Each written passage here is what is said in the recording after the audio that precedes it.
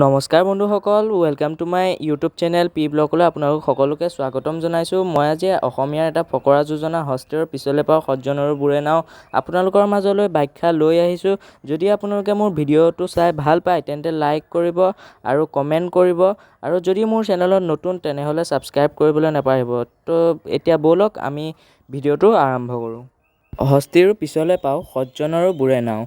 সৎ সজ্জন লোকেও যে কেতিয়াবা জীৱনত ভুল কৰে, সেই কথাকেই এই কথাষাৰিৰে বুজোৱা হৈছে। জ্ঞানী মহান সৎ লোকসকলে সাধাৰণতে জীৱনত ভুল নকৰে।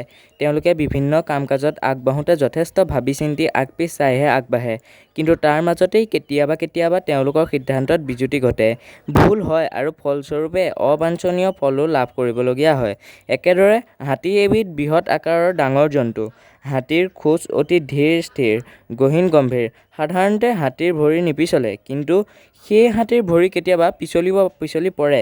দক্ষ নাৱৰীয়াই নাও ভালদৰে চলায় যদিও কেতিয়াবা হঠাতে সেই নাৱৰীয়াৰো নাও নৈৰ সোঁতে বুৰাই যায়।